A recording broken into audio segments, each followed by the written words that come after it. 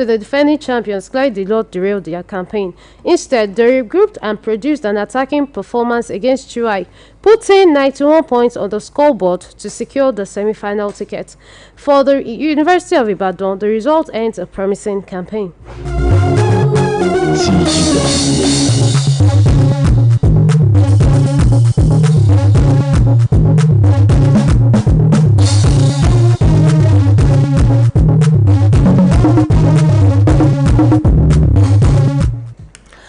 Now, as the semi-finals is actually approaching, as the semi-finals will be today, then it now remains a question that there is actually a question that, okay, will Showtime Hoopers complete their journey to a third straight Dreams basketball tournament crown, or will a new champion emerge? Well, we'll see how that is going to unfold. From there, we'll move on to fencing, as the president of the Nigerian Fencing Federation, Adeyinka Samuel, has written a new chapter in Nigerian sporting history, becoming the first Nigerian table fencing to win a medal at the Commonwealth Fencing Championship.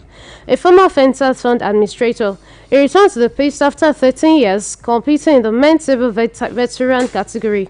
He faced seasoned rivals from Wales, Australia and Nigeria, rekindling the spirit of his competitive days with grit and precision.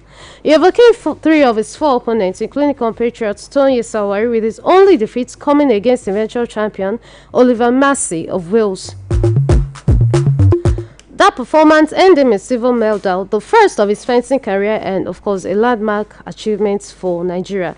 He's also the newly elected head of the Commonwealth Fencing Federation. Beyond his personal success, he praised the tournament organization, calling it the best Commonwealth Championships ever hosted.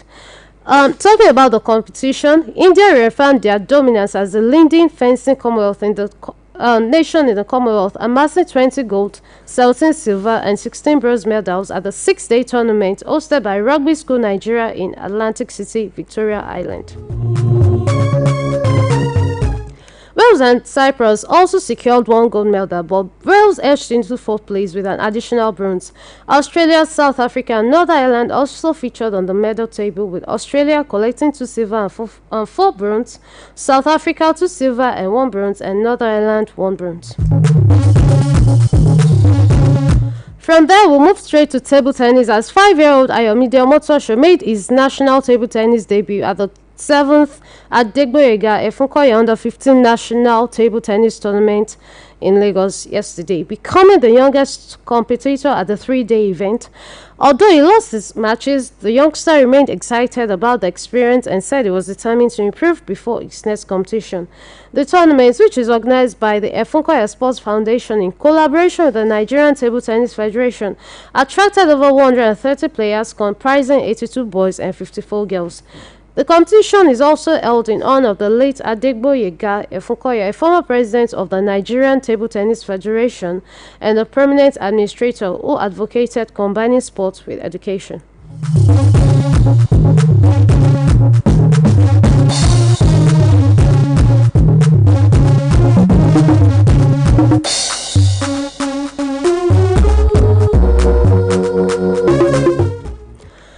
From table tennis, we move on to the under-18 Afrobaskets, where the Junior The Tigers will face Ivory Coast in the semi-final. The Nigeria Junior The Tigers will face host Ivory Coast in the semi-final of the 2026 FIBA Under-18 Women's Afrobaskets Championship today. The Nigerian side put their place in the last 4 after an impressive campaign and will now battle the host for a place in the final. Victory over the host will see the Junior The Tigers reach the final for its 2nd consecutive edition.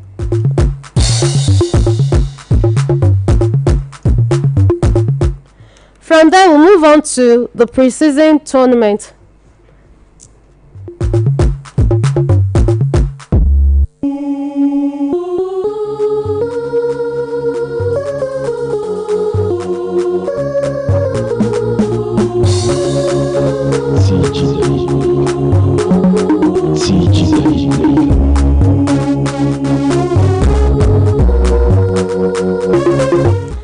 From there, we'll move on to the Value Jets preseason of Day 5.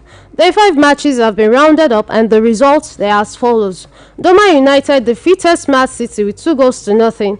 Sporting Lagos defeated Abia Warriors with the same scoreline, while the last match of the day saw Rangers International go up against Shooting Stars and it ended with 3-2 in favour of Rangers International, talking about the NPFL champions. As it is, we have the standings, and the standings are as follows. Sporting Lagos are first with 10 points. Rangers International, they are second with 9 points. Remo Stars, they are in third with 6 points. Abia Warriors in 4 points. Inter Lagos are in fifth with 4 points too. Rivers United, they are in sixth place with 3 points. Same with Doma United. And Smart City, they are 8th in 2 points. While Shooting Stars, they are the last with 0 points.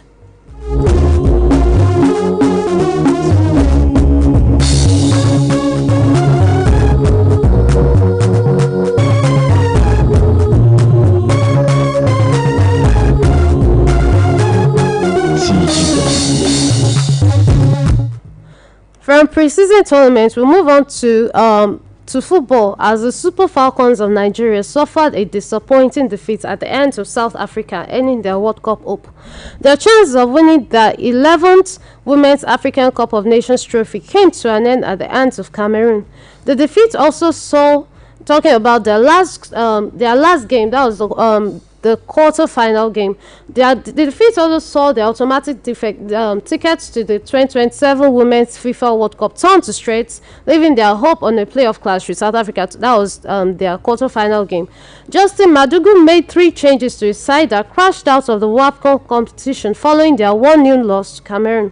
Seeking to capitalize on their final opportunity to qualify for the World Cup, the Super Falcons saw Francisco Odega, Uchenna Kanu and Asisat Oshuala return to the starting 11.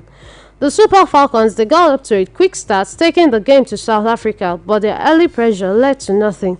Despite having 5 shots in the first half, they failed to register any attempt on goal, with South Africa having the better chance with a shot on target before the halftime break. Just as they entered the second half, the Bayana took the lead from a swift counter-attack with a pass beating Nigeria's defense, and Evilda Maguire squared the ball for Thembi Gatlana to pull home. Things went from bad to worse for the Super Falcons as they considered the second goal of the game from a corner kick. A defensive lapse in the box allowed Raphael Jane to seize on a loose ball, firing a shot that took a deflection and found the back of the net. Super Falcons were given a lifeline from the penalty box spot after a handball from Raphael Jane in the box that also saw a sent off, which Christy Ucheibe converted coolly. The defeat ended Nigeria's hope of making it to the 2027 World Cup in Brazil, making it the first time that they'll fail to qualify. Right now, I'm not the only one in the studio. I'm having guys with me. I'm having Toby Ajewale with me. There's also Biodun in the studio with me. So let's talk about this game for a minute. Like, first of all, how was your day? Let's even start from there. Oh, well, first things first, thank you very much. Good morning to viewers and listeners joining us. And always a pleasure to be here to talk sports right here. And of course, well, the morning after the Super Falcons, well, crashed out of the ongoing WAF. They've crashed out of the WAFCON also, the second chance to make it to the World Cup. They lost out to, I don't know if I can call the South Africans rivals, but at least in recent while, they have been a thorn in the flesh of the Nigerians.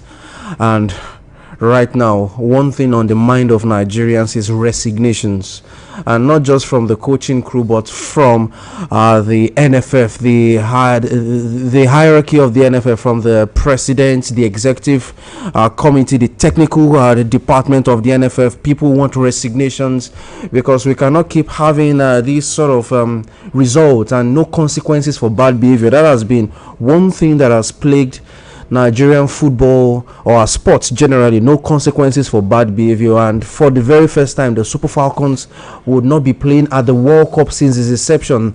Before now, Nigeria's Super Falcons, the most successful side on the continent, they have qualified for every FIFA World Cup. And right now, going into this tournament, the WAFCON, people thought the team was disjointed, the team was aging, there were no enough preparatory games to this competition. But you know how we like to do things, whereby we would always want to leave things to chance, leave things to luck. But it seems luck ran out of the girls, and this morning It's so sad seeing the pictures of Michel Alozie in tears, being consoled on the sidelines yesterday, and I think we just have to make do with watching the rest of the world. Just like the Super Eagles failed to qualify for the World Cup, no World Cup for the Falcons, and of course when Brazil hosts the World Cup, I think it will be a huge miss for Nigeria and for Nigerians. Well, yeah, you know what? You have to rest your thoughts for a bit because we'll be going for a short commercial break. Please stay tuned. We'll be right back.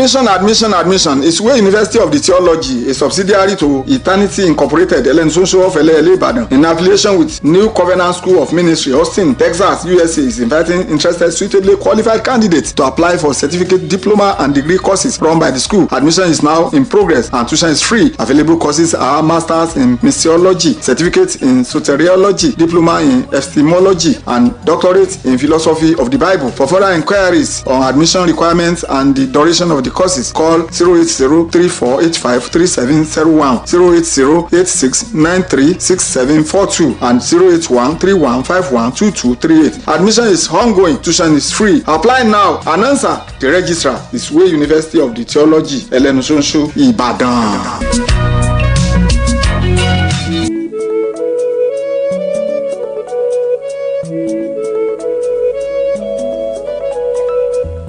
Yeah, welcome back from that short commercial break. Before we went for that short commercial break, we were discussing about the Women's African Cup of Nations, and I also want to talk about, this is not this will be the very first time that such a thing will be happening in women's football. Also, let's look at the other age grades competition too. We have the under 17, the under 20. They not qualify for this, like for the World Cup too. Same thing too with the Super Eagles. Like, what do you think we can do to just salvage this situation, because it's actually getting out of hand? Well, thank you very much, Yinka. We're talking about salvaging the situation. Most of the times we like to throw money at problems. That is what we feel.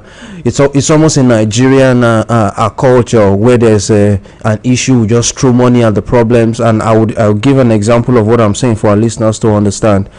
In this tournament, the team, when they won the WAFCON, the 10th title, that was last year, even though it was the rescheduled edition of the WAFCON, the president of the country then made cash pledges of $100,000 for each player, and even gifts of houses and even national honors. And that was not redeemed not until when this tournament was ongoing. And we saw pictures of the NSC boss and even some members of the NFF committee that were giving them the certificates and all. And we also saw some individuals pledging of, is it $10,000 per goal, $4,000 per goal scored. And ordinarily, to the layman, you would think, well, this is something that should spur the girls, but it's beyond money at some point. Even though we say money is important, but it's beyond money in terms of what we need to do to solve or salvage our football. What was the amount of preparatory games that the team had going into these tournaments? You would struggle to think about grade A friendly matches. And it is from grade A friendly matches you have a wide pool to select players that will represent the national team. So the coach could only work with the bulk of the squad that he had from the last tournament. Esther Okoronkwo, who was a key figure of the side that was last time when they won the WAFCON, she came into this tournament off an injury that she was recovering from. She didn't go into this tournament with full match fitness. We had to go with, respectfully I'm saying this, we had to go with an old war horse in Asisat Oshuala, and we saw that she was leggy at some point. Francisca Odega, I feel she's past her prime. We saw her in a key game against the Bayana yesterday, and you'd ask yourself, though they had Thembi Gatlana in their own squad, but you couldn't match them pace for pace, talking about the Nigerians and the South Africans, and of course it was always going to be a recipe for disaster. So right now we can cry, we can wail, we can moan over everything that has happened, but I think the situation right now needs for us a whole lot of thinking, and I feel we need reset for Nigerian football. I remember in 2010 at the South Africa World, that was when South Africa hosted the FIFA World Cup. Then when the Super Eagles had a very dismal performance, the then President Goodluck Jonathan had to say he would pull Nigeria out of, he wanted to ban football for 2 years. It was now reduced to 1 year, that we needed reforms, in-house reforms for our football, and there was a whole lot of shouts by people then. Even FIFA threatened to sanction Nigeria because they have a statute of no government interference in our football, and the president, because of the then president, due to the pressures, then had to rescind that decision, and of course we had to have that another quick fix approach. Now 2010 to 2016, though we won the African Cup of Nations for the men in between and a handful of WAFCON titles, but we've still not fixed the issues with our football. We've only been papering over the cracks. And if you ask me, we'll be having the NFF elections in the month of September.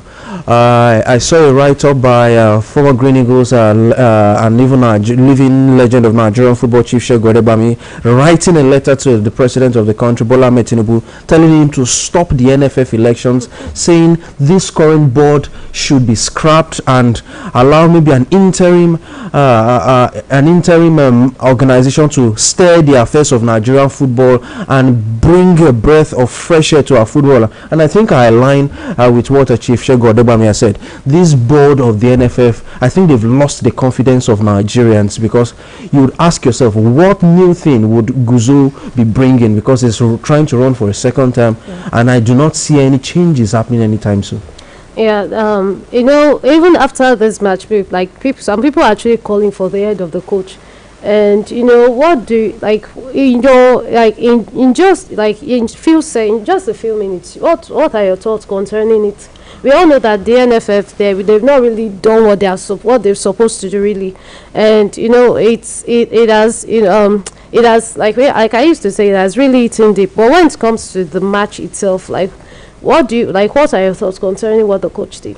Well, it's beyond the coach at this point. I felt the coach was helpless. It's almost like when a doctor is midwifing the birth of a baby, and that birth becomes stillborn. There's little to nothing the doctor can do. He really cannot perform magic, and that is what I feel Justin Madugu's situation is right now. He's in a helpless situation, but as the coach, as the manager, irrespective of what happens, you still have to work with the tools you are given. And at some point, even if you want to rely on your tactical ingenuity, even though some Nigerians will feel he's not a tactical genius, but this was a man that won the WAFCON for us the last time. He was also nominated by Ballon d'Or as for one of the best women's coaches, even won the best he was also nominated for the best coach on the continent of Africa. I feel even if he takes the fall, I mean Justin Madugu, because most of the time it's always the coach or the manager that will take the fall, but because of the state of our football in Nigeria, it should not just be the coach or the manager. It should be a sweeping change. The glass house, as they call the NFF, must have a string of resignations by this morning, and if there are no resignations, the president of the country, I think, should damn the consequences and even bring out those reforms which Nigerians are calling for. Well, we'll see how everything's going to go as time goes on. From there, we'll move on to Europe, as Michael Carrick has backed Marcus Rashford to play an important role as the new Premier League season approaches, describing the forward as a player who brings something different to the team. He said Rashford has returned in good condition and remains part of his plans ahead of the new campaign. In a post on the social media page, that was yesterday, Carrick was quoted as saying, "Rashford is our player and he's come back great. I've known him for a long time and he gives us something a little bit different." He also expressed optimism about the campaign ahead, saying the team is looking forward to getting the new season on the way. He spent the 2025-2026 season on loan at Barcelona after leaving Manchester United temporarily in search of regular first-team football. The England forward made an impact during his time in Spain, gaining valuable experience in Barcelona's attacking system and competing at the highest level. Still in Europe, Manchester United defender Yuri Tielemans has apologized to Aston Villa fans after his comment suggesting Manchester United are a bigger club sparked criticism. The Belgian midfielder, who recently joined United from Villa, praised his former club for helping him rediscover his best form, but then said, "There are clubs above Villa," quoting him now, and Manchester United is one of them. The comments did not go down well with some Villa supporters, prompting Tielemans to address the issue. He actually spent 3 years at Villa after joining from Leicester City, talking about Tielemans now, making 134 appearances and scoring 10 goals. Having now begun a new chapter at Manchester United, the midfielder has made it clear that his comments were not intended to undermine the contribution Villa made to his career. His apology comes as both clubs prepare for their final pre-season fixtures before the new Premier League campaign gets underway. He also explained his decision to leave Aston Villa, saying the Old Trafford club is a step above his former side. And that will be all we can take for today. For today's show, you can just join me tomorrow morning on Sportit Hit. I'll be here again. Like I always say, do good, be you. Have a wonderful day, and do unto others what you want to do to you too. So, from me and the guys in the studio, I'm saying bye for now.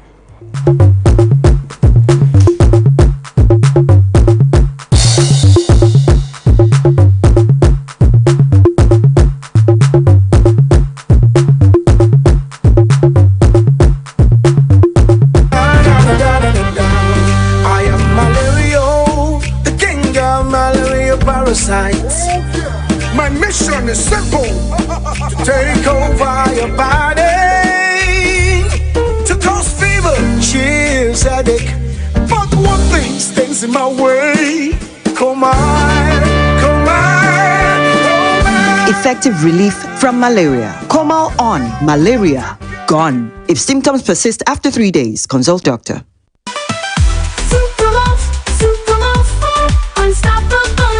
Fueling your vitality the whole day through.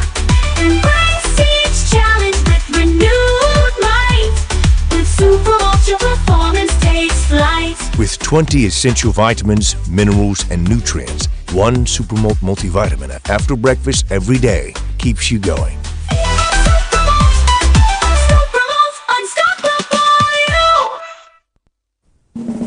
She woman talk and do governor. Èmi mọ̀ talk and do governor. Governor Ṣèyí Mákindé, gómìnà Tọ̀yọ́ tí a. Ṣèyí o, ọmọ bàbá àti sá. Ọ̀yọ́ kò lókè. TS Charity. Ṣèyí o, ọmọ bàbá àti sá. Gómìnà tiwa ní ìyẹn nípínlẹ̀ Ọ̀yọ́. Talk and do governor kan tí mo mọ̀ o. Ṣèyí ọmọ Mákindé, gómìnà Tọ̀yọ́ tí a. Ẹ wò ó, Ṣèyí ti ṣèyí o, ọmọ bàbá àti sá. Gómìnà tiwa ní ìyẹn nípínlẹ̀ Ọ̀yọ́. Talk and do governor kan tí mo mọ̀ o. Ṣèyí ọmọ Mákindé, gómìnà Tọ̀yọ́ tí a. Ká wí bẹ́ẹ̀, ká ṣe bẹ́ẹ̀, òun ni iyì ọmọ ènìyàn. Iyì ọmọ ènìyàn nìkan tó wá kọ́, òun là ń pè ní olóòótọ́ ènìyàn. Bóyá tàbí ṣùgbọ́n kọ́mọ̀, ó ti rí bẹ́ẹ̀, bẹ́ẹ̀ ni gbogbo ojú ti rí i. Bí ọlọ́lá jùlọ, gómìnà tiwa, ẹnjiníà Olúṣèyí Mákindé, gómìnà tó dúró tán, ṣe mú bàálù ológun èyí tí a mọ̀ sí surveillance aircraft wọ ìpínlẹ̀ Ọ̀yọ́ wá. Eléyìí tó jẹ́ ìkan pàtàkì lára àwọn ìlérí tí gómìnà Ṣèyí Mákindé ti ṣe fún wa ní ìpínlẹ̀ Ọ̀yọ́. Ìdí wá nìyí o tí iléeṣẹ́ rédíò àti tẹlifíṣàn ti ìpínlẹ̀ Ọ̀yọ́ BC